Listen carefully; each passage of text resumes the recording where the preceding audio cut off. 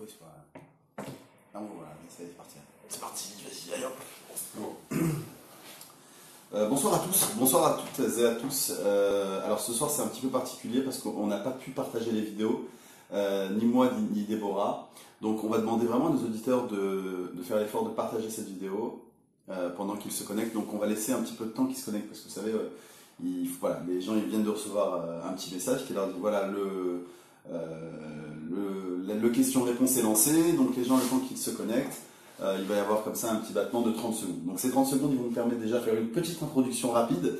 Baruch Hashem, on remercie Monsieur le Rabbin Citruc et Agov, qui pour la troisième fois déjà, c'est la troisième édition. Pour la troisième édition, la troisième fois donc que nous prenons ce temps de pouvoir poser des questions au Rav et on va prendre le temps des Hashem de pouvoir y répondre. Donc le principe c'est question, n'importe quelle question qui peut être posée, soit dans le fil des commentaires, soit dans la messagerie privée du groupe Histoire du Rabbi ou Parole de Torah.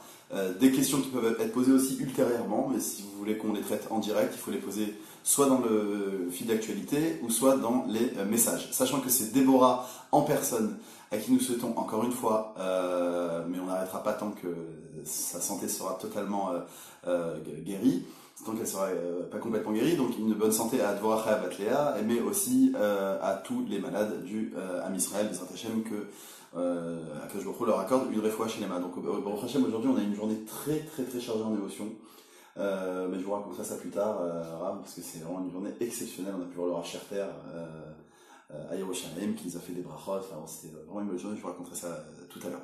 Donc comme je vous l'ai expliqué, le concept est simple, question-réponse avec le Rav Yaakov Citruc. Alors on a déjà reçu pas mal de questions, donc bonsoir Rav. Bonsoir. Comment allez-vous? Super, grâce à Dieu. Vous m'avez l'air bien fatigué quand même. Là, voilà, une semaine, vous aussi une journée fatigante. Une journée fatigante. Ouais, mais grâce à Dieu on est là. On est là, hein. Voilà. Donc on n'arrête pas, on continue en fait. Hein. C'est cool. Alors, on va commencer avec la première question qu'on a reçue dans le fil d'actualité et qui, grâce à Déborah, donc elle nous les renvoie dans les commentaires. Donc bonsoir Raph, première question, j'ai une question. J'ai fini mon giour il y a 2 mois. Je suis allé au mikvé. Je suis passé devant les 2-3 rabbanim. Alors, par contre, là, on voit plus du coup puisqu'il y a un commentaire qui m'embête. Voilà, pardon, excusez-moi. Donc voilà, donc je suis allé au mikvé, je suis passé devant les 3 rabbins, mon prénom hébraïque a été dit. J'ai un doute. Devait-il y avoir une nomination à la synagogue ou ce n'est pas nécessaire? Alors, réponse, c'est pas indispensable. Voilà. C'est-à-dire que si ça a été fait par les rabbins, aujourd'hui on a pris l'habitude de faire une nomination dans les synagogues, à la naissance d'un enfant, ou quand quelqu'un fait une conversion, c'est pas forcément une nécessité, donc les rabbins, quand ils l'ont fait, ils savent ce qu'ils font, et c'est considéré comme définitif. Voilà. Très bien, donc ça c'était la première question qui nous a été posée dans le fil d'actualité, donc évidemment si vous avez d'autres questions, n'hésitez surtout pas. Alors j'ai une question d'une amie à moi qui est, pas donner son nom, mais en gros elle est dans la mode féminine, et récemment elle m'a posé la question de savoir si c'était, alors je précise quand même que c'est de la mode tsniout, globalement. Et donc elle m'a posé la question de savoir si elle avait le droit de diffuser des photos, en l'occurrence sur Facebook et sur les réseaux sociaux, parce que c'est beaucoup comme ça que ça marche aujourd'hui, d'elle et d'autres jeunes filles habillées avec ces tenues de sa boutique. Est-ce que c'est quelque chose qui est autorisé, pas recommandé? Bon, pas recommandé, c'est sûr. D'accord, ça c'est même pas une discussion. Quel est le problème? Le problème c'est la personne qui s'expose. On prend un mannequin, on l'expose, ok. Il va se passer que d'abord cette personne, on la fragilise parce que l'exposition elle amène cette fragilité, ok. Même si la personne elle a du mal à s'en rendre compte, mais c'est une réalité. Et deuxièmement, il y a une chose qui nous dérange beaucoup dans l'exposition, c'est l'attitude, on va dire, pas de la personne qui s'expose, mais la suggestion qu'implique cette photo. D'accord? Par définition, si on expose une photo pour présenter un vêtement, on va essayer de prendre une personne qui est séduisante, d'accord? C'est le but. on va la faire poser de façon à mettre tous les atouts possibles en avant, et ça pose un problème de halakha. Si c'est vu que par des femmes, il n'y a aucun problème. Ok, si c'est vu par des hommes, ça pose un problème. C'est là où ça pose un problème. Absolument, exactement. Parce que l'homme, il a l'esprit qui est vagabond, etc., etc. Et si c'est des photos de femmes snoots, sans, on va dire, sans attitude, comment on dit ça, suggestive, voilà. C'est aussi un problème. Alors oui, parce qu'on va tomber dans le piège. C'est quoi suggestif? C'est quoi la ligne, voilà. Rouge, c'est quoi la ligne rouge? Et si c'est une photo sur laquelle on va mettre en avant des atouts physiques, le problème il est là, même si l'attitude de la personne elle est pas du tout ambiguë, mais c'est le but de la photo, quoi. D'accord. Alors on a une deuxième question. Donc voilà, donc c'est toujours une personne anonyme qui demande: bonsoir Rav, mon enfant est handicapé et des adultes ainsi que des enfants sont méchants avec lui, ils le rejettent. Il faut savoir que dit la Torah là-dessus. Que dit la Torah là-dessus? Que dit la Torah? D'accord. Alors, il y a des questions qui pourraient vous paraître évidentes. Évidemment que la Torah ne doit certainement pas glorifier le fait de rejeter une personne, même si elle n'est pas handicapée d'ailleurs, et on a la plus forte raison handicapée. Néanmoins, les gens qui posent cette question en général demandent une source qui soit de la Torah pour pouvoir peut-être derrière soigner ou guérir certaines blessures ou voire argumenter. La question elle peut être posée pour deux raisons. Soit comment accepter qu'un enfant, en dehors de son handicap, le pauvre, il ait à subir la souffrance de la méchanceté des autres. D'accord? Donc là, il y a une réponse qui va être que cet enfant, finalement, à Kadosh Baruch Hu, il a donné un rôle qui est très particulier, qui est un rôle, c'est un rôle de difficulté. Ok, maintenant je ne rentre pas dans les calculs de Dieu. Pourquoi? Évidemment, ce sont des discussions qui sont plutôt en privé, parce qu'une personne, si elle a besoin d'être un peu rassurée, parce qu'elle est confrontée à une épreuve de cette sorte, c'est difficile d'en parler comme ça de façon impersonnelle. Mais donc c'est sûr que voilà, à on en apprend des fois qu'il accable une certaine personne. Alors oui, c'est vrai, cet enfant, évidemment, c'est sûr qu'il a une neshama qui est très particulière. C'est sûr que il a même dans ce monde une espèce de dimension que les gens normaux ne peuvent pas à laquelle ils ne peuvent pas accéder. Maintenant, si la question c'est de savoir qu'est-ce qu'il faut dire à ces gens qui sont méchants, ok, il est évident que la Torah elle parle beaucoup du faible. Le faible, ça va être une fois la veuve, une fois l'orphelin, une fois l'aveugle, où la Torah elle nous demande de redoubler de vigilance et de précaution à l'égard de ces personnes-là. Donc c'est sûr que quelqu'un qui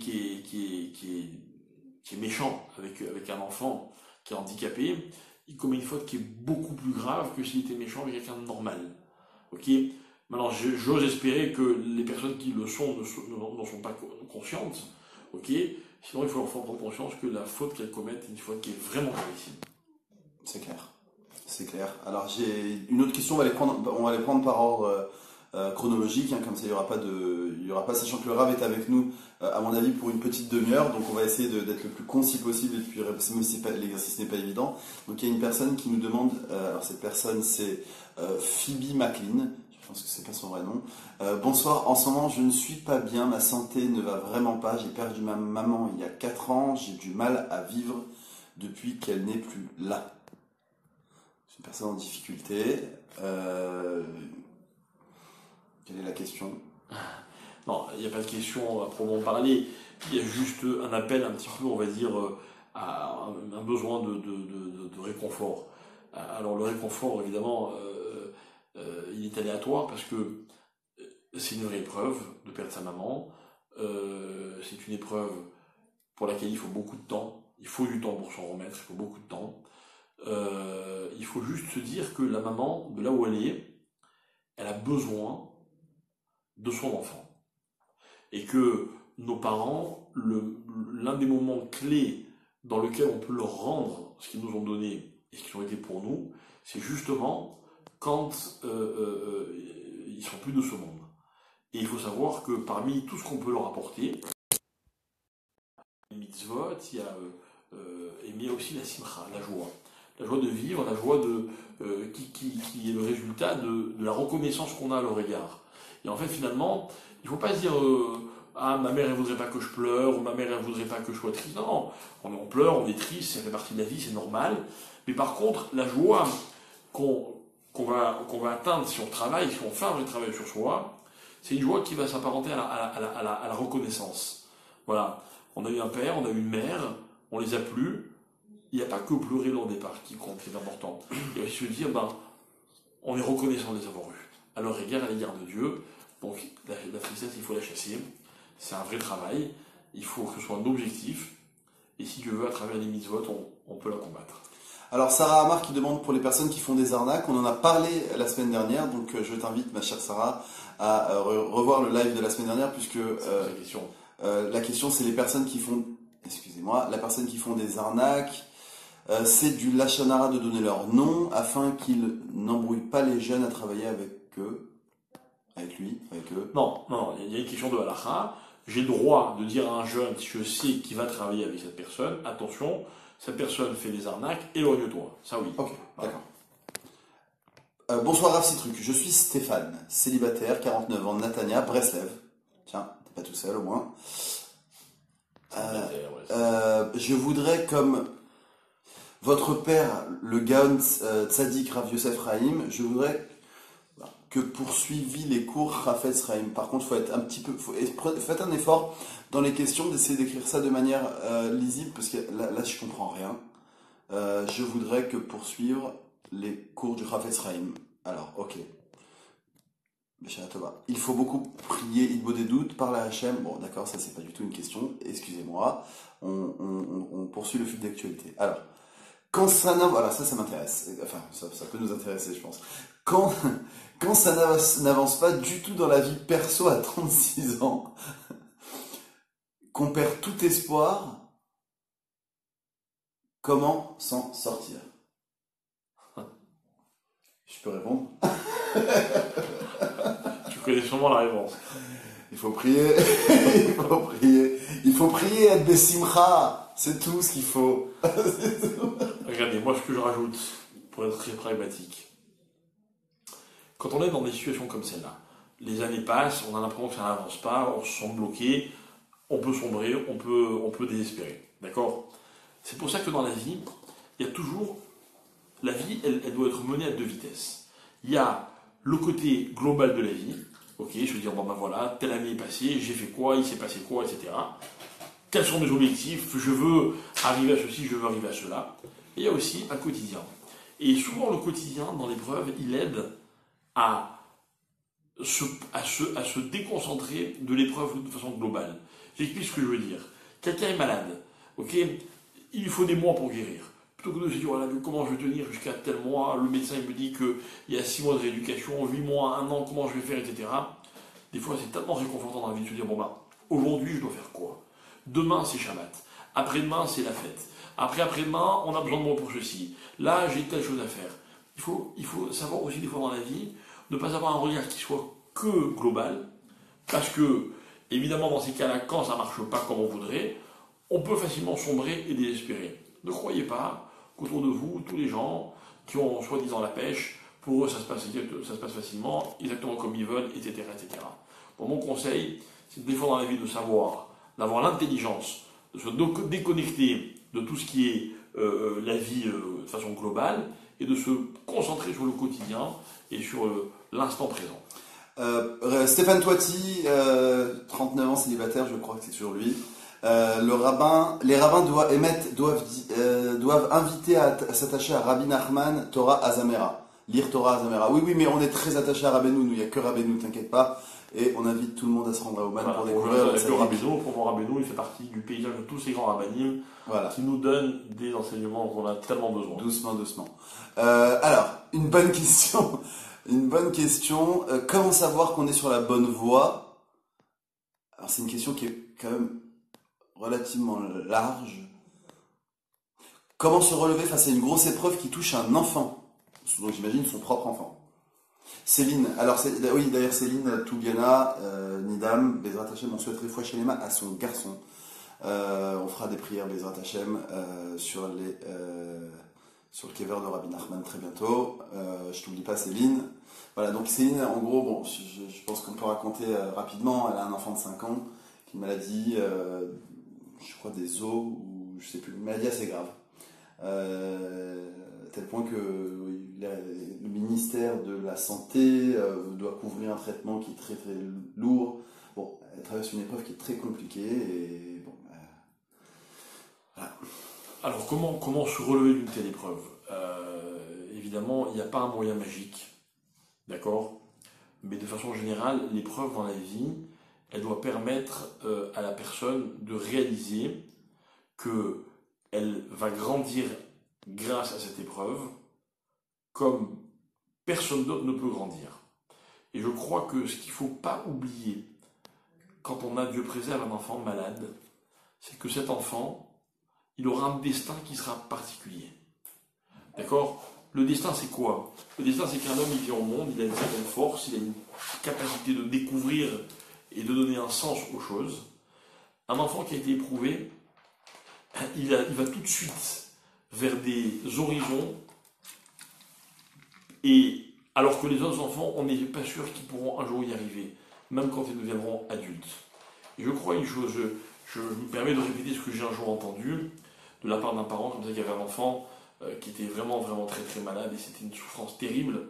Et il disait comme ça, il disait, tous les jours quand je vois mon enfant, et je réalise à quel point il est spécial par rapport aux autres, je prie Hachem pour que cette épreuve, elle termine, et en même temps, je le remercie que cette épreuve ait permis à mon enfant d'être tellement particulier. Je ne connais pas votre enfant, mais je suis convaincu que c'est un enfant qui est unique, qui est spécial. Et n'oubliez pas que ça aussi, ça a un sens. Une question assez récurrente et qui est de plus en plus d'actualité.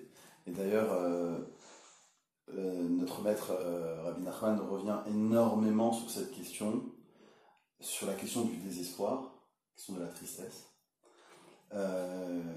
Des gens qui nous posent la question de savoir si on n'est pas religieux, donc pas proche d'Hachem, enfin pas religieux, et qu'on est dans ce désespoir, quelle serait la question, c'est qu'est-ce qu'on fait quoi, quand on est dans un désespoir? Alors d'abord, il ne faut pas croire que quand on est religieux, le problème n'existe pas. Voilà. Ok. Deuxièmement, religieux par religieux, moi je ne sais pas très bien ce que ça veut dire. Ouais. Je crois qu'il y a des gens pratiquants, il y a des gens qui le sont un peu moins, et des qui le sont très peu. Mais religieux par religieux, c'est une affaire très personnelle. Et je ne peux surtout pas, moi, accepter ça comme une définition. Est-ce qu'on peut dire attaché à Hachem ou pas? Non. Non, parce qu'on peut ne pas être religieux et être attaché à Hachem. Comme on peut être et on religieux peut malheureusement. Pas du tout être attaché. Enfin, pas du tout, pas, Oui. pas mais en tout cas pas suffisamment. Ok. Par contre, pratiquant. C'est vrai que la pratique de la Torah, le quotidien des mitzvot, il nous aide, comme je le disais tout à l'heure, à se concentrer sur un quotidien et avoir donc ce sentiment que tous les jours on avance et on a fait ce qu'il fallait faire. Quelqu'un qui n'est pas dans cette situation, moi je donne un conseil facile à faire. Que tous les jours, on sait comme objectif de faire une bonne chose, une belle chose. Une belle chose, ça peut être une mitzvah, ça peut être mettre ses téphilines, ça peut être faire des brachot comme il faut, ça peut être faire du bien à quelqu'un d'autre. Vous savez, du bien à quelqu'un d'autre, c'est tellement facile à faire. Il y a tellement de gens dans les hôpitaux, il y a tellement de personnages autour de nous, Ouais. il y a tellement de gens... Oui, ne serait-ce que sourire à des gens dans la rue, aujourd'hui, c'est devenu quelque chose, Voilà. c'est devenu une bonne action. Mais Hein. bien sûr. Et je suis convaincu, et je peux presque m'engager, que quand une personne, elle s'est fixé cet objectif, et que tous les soirs, en fin de journée, elle se dit, voilà, j'ai fait cette chose-là, j'ai fait cette belle chose. C'est comme ça qu'on combat le désespoir. Le désespoir, je vais vous dire quelque chose, il faut tout simplement le chasser. Il ne faut pas chercher à le résoudre, il faut chercher à le chasser. À tel point que Rabbi Nachman dit le désespoir n'existe pas. Exactement, c'est une illusion. C'est une illusion. Le désespoir, c'est comme l'obscurité. Une toute petite flamme repousse beaucoup d'obscurité, disent nos Chachamim. Et cette idée a été largement reprise d'ailleurs par Rabbi Nachman de Breslav.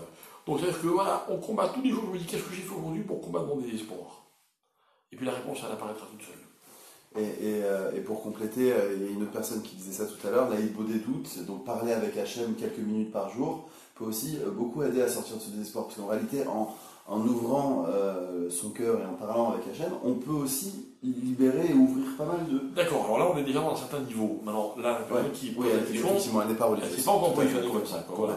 On va continuer dans les questions, il y a énormément de questions. Baruch Hachem, et le Rav, comme je vous l'ai expliqué, il est un petit peu retenu par le temps. Donc on va essayer d'en traiter le maximum et on va essayer de ne pas s'attarder trop. Donc bonsoir, je voudrais savoir si la parnassa est définie dans une vie. Comment fait-on pour avancer dans la parnassa, surtout quand ça bloque? Alors je vais vous dire un truc qui va vous faire plaisir. Il y a un texte qui dit dans le Zohar que tous les jours Dieu attribue à l'homme ce qu'il lui faut pour vivre pendant 200 ans. D'accord? T'entends, Jonathan? Tous les jours, tu gagnes 200 ans de parnassa. Tous les jours.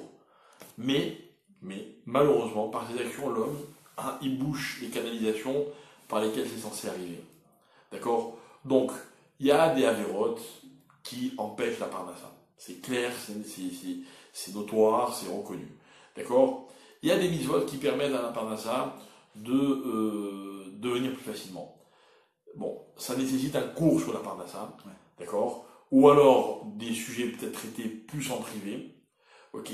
Maintenant, ce qui est certain, c'est que je vous dis ça pour ne plus jamais perdre espoir. C'est que la bracha, elle est là, elle est pas loin de nous. D'accord? Je crois que quand un homme déjà il se pose la question tous les jours de savoir comment je peux faire pour obtenir la bracha qui m'est réservée, c'est déjà comme ça qu'il va finir par résoudre son problème, si tu veux. Et puis surtout, Ezewashi à sa mère Bechelko, donc en réalité, voilà. Est-ce que d'être riche finalement ne reviendrait pas à se dire, moi, ce que j'ai, c'est très bien, vrai, mais... même si je considérerais un petit instant que ce n'est pas assez, pour moi c'est assez. C'est comme l'histoire du... Attends, il ne faut pas confondre. Quelqu'un qui veut plus, ou là on va lui dire attention, l'homme heureux, celui qui est content de ce qu'il a, celui qui n'arrive pas à... celui qui a des dettes, qui ne peut pas payer son loyer, ses échéances, ses machins, et qui dit bon, j'ai un réel problème technique, quoi. Ouais. Voilà. Donc ça, il faut savoir que le problème technique, Hachem, il le prend en compte. Et il est censé s'en occuper. Vous savez, dans la vie, on passe beaucoup de temps à se faire de soucis pour la parnassa. Quelqu'un m'a dit un jour, moi, je me suis limité à quelques minutes par jour pour me faire du souci pour la parnassa. Le reste du temps, je travaille. Et Hachem, lui, il envoie des solutions. Et c'est vrai que finalement, on ne se rend pas compte, mais les choses, elles s'arrangent. Finalement, on passe un mois, puis un deuxième. Alors, des fois, c'est dans la largesse. Des fois, c'est un peu ric-rac. Mais si on a confiance à Hachem, on s'en sort. Voilà. Une question de Jérémy Samama. Alors, Jérémy Samama, c'est le cofondateur de la synagogue Breslevo-tunisienne, ou Tuniso-Breslev, du 155 Ben Yehuda. D'ailleurs, on salue tous les fidèles de cette synagogue, dont je fais partie, Baruch Hashem. Une synagogue exceptionnelle. En tant que Tunisien, Breslev. En tant que Tunisien de naissance, c'est Breslev par choix. Celui qui est ni Breslev ni Tunisien, il peut pas venir dans cette synagogue. Ah non, justement, ce qui est exceptionnel dans cette synagogue, c'est qu'elle est tellement extraordinaire, il y a tellement de bonne ambiance. On va pas l'appeler synagogue, on va l'appeler la synagogue de Ben Yehuda. Elle s'appelle Toldot Yitzhak. Voilà, magnifique. Alors, donc une question de Jérémy Samama, formateur pour les jeunes à la lecture de la Torah. Il a une voix exceptionnelle, une justesse dans les tamis. Vous avez rarement vu ça. Non, rarement. Quelle différence, cher Rav, y a-t-il entre dire merci à Hachem et faire des tfilotes, des demandes? Pourtant, je suis censé dire merci et ne rien demander, puisque Akol Letova. Alors, je vais essayer d'afficher le reste de la question. Si je demande, je remets les décisions d'Hachem, je remets en cause les décisions d'Hachem, merci d'avance et encore bravo. Alors, c'est une excellente question. D'accord. Pour resituer la question. C'est que celui qui demande à Hachem, finalement, ça voudrait dire quoi? Qu'il n'est pas content de ce que Hachem lui donne. Okay. Donc, est-ce que c'est pas antinomique de remercier d'un côté et de demander de l'autre? Ok. Réponse, c'est pas antinomique. Pourquoi c'est pas antinomique? Parce qu'on a une obligation de reconnaissance et de remerciement, c'est clair. Modim, Anartular, Shata ou Hashamokeno, Erev, Abouker, et Tsaoraïm. Donc il y a une obligation de reconnaissance. C'est préalable, c'est la base. On le dit. C'est une partie intégrante de la prière. Ça n'est pas en premier lieu de dire merci d'abord? Non, on le dit à la fin. Donc ça vient après les demandes? Ça vient après les demandes. Okay. Mais pourquoi? Parce que les demandes, elles sont aussi nécessaires. Parce que nos maîtres nous disent qu'à Kadosh Baruch Hu, il y a des tas de choses qu'il veut nous donner, ok, mais qu'il ne nous donnera que si on les lui demande. Et ça, on le tient du début de la Torah, lorsque la Torah elle dit Dieu a créé le monde entier, tout existait, il y a une chose qui n'est pas arrivée avant l'homme, c'est la pluie. Pourquoi? Et la Torah dit parce qu'il n'y avait personne pour demander la pluie. Sous-entendu, la pluie ne viendra que si on la demande. Ça veut dire que Hachem, il a créé des choses qui sont à la disposition de l'homme, à une condition, c'est qu'il le demande. Donc, mon cher Jonathan, il ne faut pas hésiter à demander à Hachem. Il ne faut surtout pas oublier de le remercier, comme tu l'as dit. Mais demander, c'est une nécessité. Et demander à Hachem n'est pas une preuve de notre, c'est pas un manque de reconnaissance. C'est pas de l'ingratitude. Ok? C'est deux choses différentes, les deux sont nécessaires.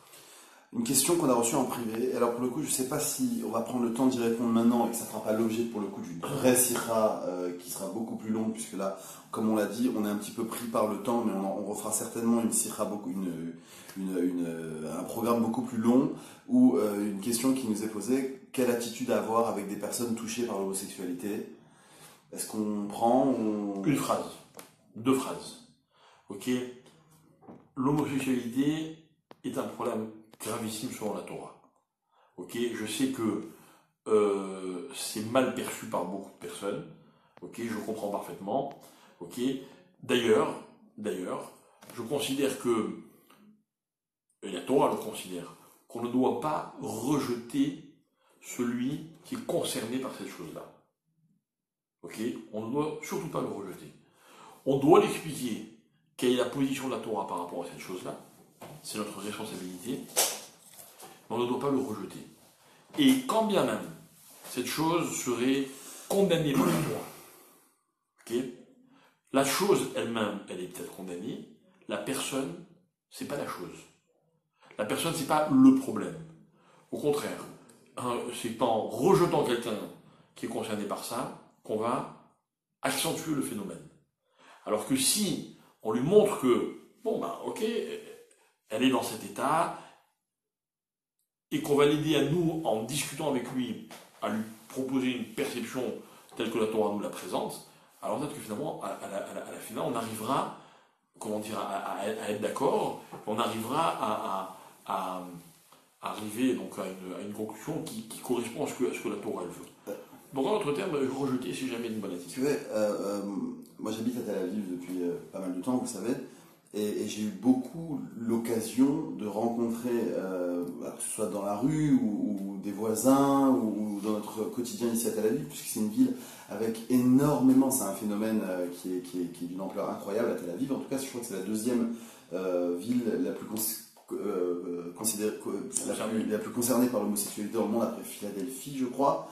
Donc c'est un vrai phénomène. J'ai eu plusieurs fois affaire à des discussions, ou en tout cas à des approches, soit avec, encore une fois, des voisins ou avec des personnes, et je me suis jamais permis de rentrer dans cette conversation, de dire à quelqu'un, puisque je ne considère pas du tout en avoir les moyens et les ficelles, et pour moi il y a très peu de gens qui peuvent le faire.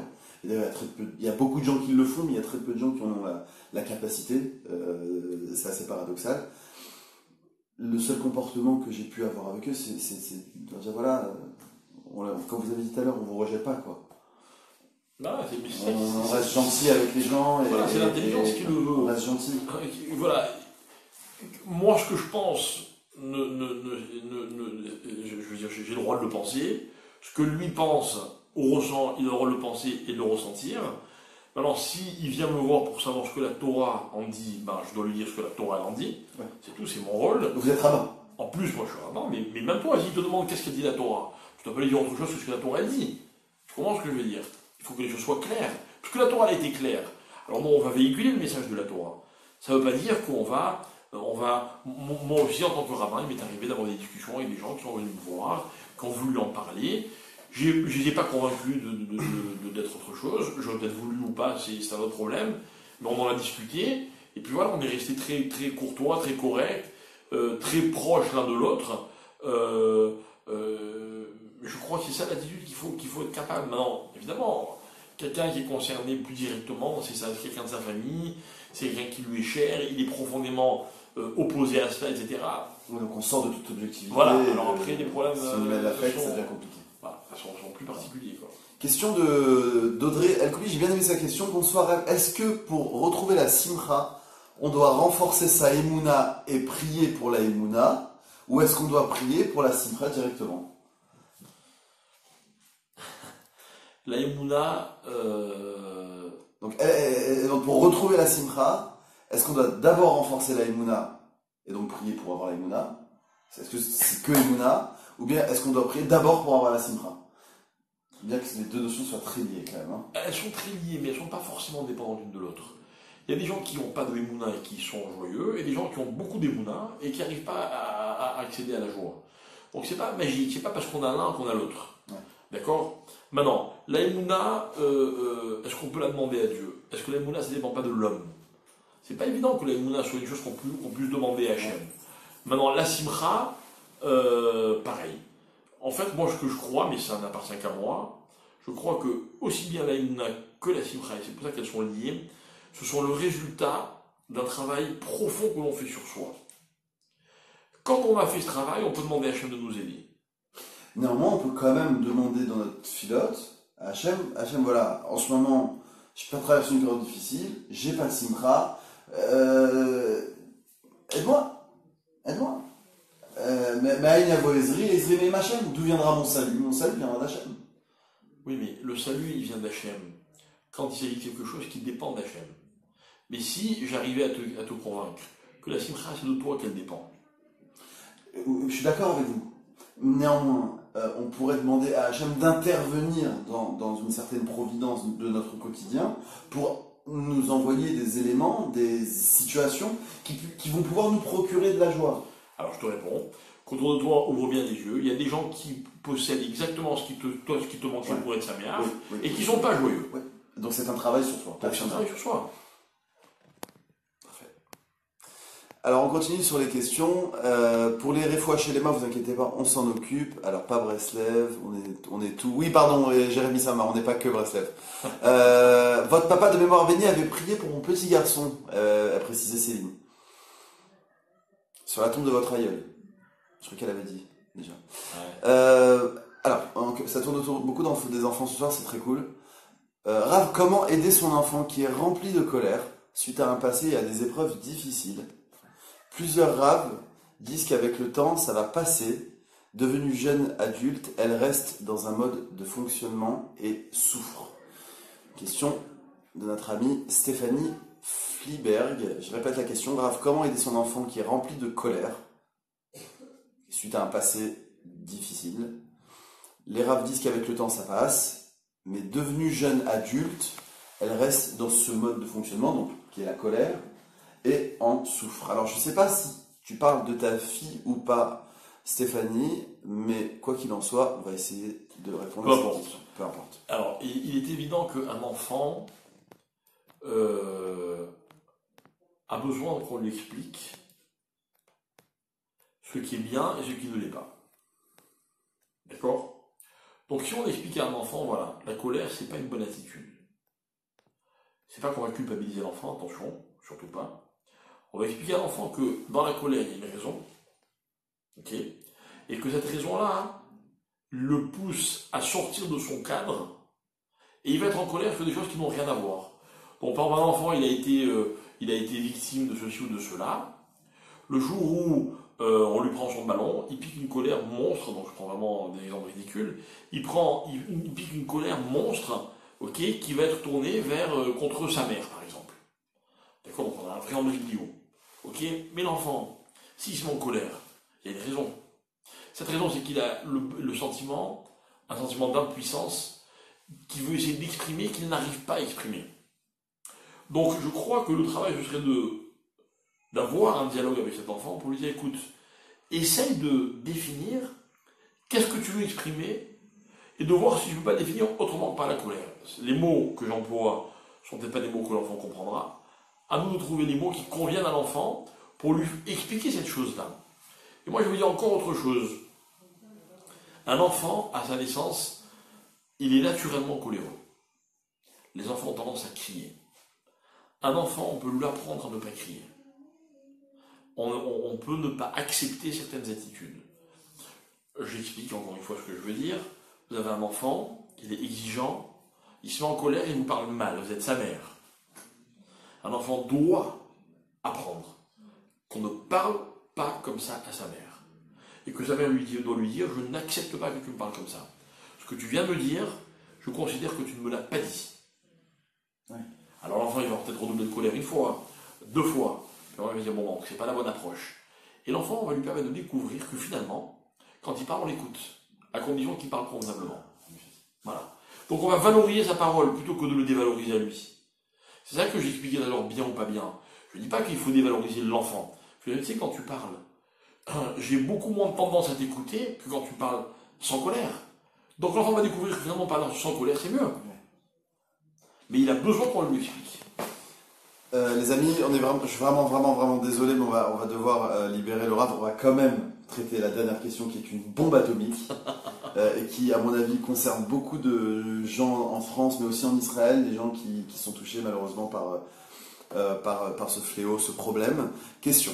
Après avoir été déçu par un mari juif et après avoir divorcé, je me suis tourné vers un goy qui est très gentil. Elle n'a pas quitté son judaïsme, mais lui ne veut pas du tout se convertir et il ne veut rien faire. Enfin, il ne veut pas se convertir. Qu'est-ce que je dois faire? Une question très simple. C'est parce qu'il est goy qu'il est gentil? Et l'autre, parce qu'il était juif qu'il n'était pas gentil? Si vous répondez à cette question, je suis prêt à en discuter. Ouais, c'est très clair. Voilà, chers amis, Dieu merci, nous avons beaucoup de questions aussi dans la boîte de réception. Je vois ça tout de suite là. C'est très bien. C'est la 3e émission qu'on fait. Baruch Hashem, elle a duré celle-là 40 minutes ou 35 minutes, je ne sais pas combien. On vous remercie beaucoup pour vos questions. Toutes les réfois chez les mains, on va les traiter. Hein. On ne s'occupe de... On n'oublie personne. On remercie beaucoup le Rabbi Yaakov Citruc. Alors, de rien, avec grand plaisir. Une bonne guérison, surtout pour Déborah. Enfin, surtout parce que voilà, c'est son mérite à elle si il y a tellement de choses sur cette page. Bien sûr. Et voilà, garde ta... Il faut savoir que le Rav Citruc m'a appelé de Paris il y a quelques jours pour me dire donne-moi le numéro de Déborah, je vais aller la voir. Et une demi-heure après, une heure après, il m'a envoyé un selfie avec Déborah. Mais et à ce moment-là... Il n'est pas question que je commande cette rencontre en public. Non, on évoque juste cette rencontre.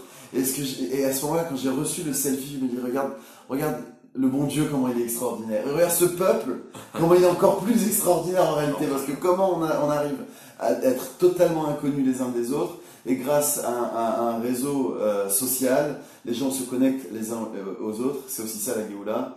Et Bezrat Hashem, on prie pour tout le monde, que chacun puisse trouver son mazal, que les gens pas mariés se marient, que les gens mariés restent mariés. Et Bezrat Hashem, qu'on n'entende que des bonnes nouvelles pour tout le monde. Merci beaucoup, Rav. Merci. Et à bientôt, les amis. À bientôt. À demain, on enchaîne. On va envoyer plein de belles choses. La semaine prochaine, c'est mardi soir. La semaine prochaine, c'est mardi soir. C'est tous les mardis soirs, de 22h30 à 23h30 heure d'Israël. Voilà, on vous remercie beaucoup. On remercie tous les gens qui ont participé, qui ont envoyé des questions. Désolé pour les questions qu'on n'a pas pu traiter.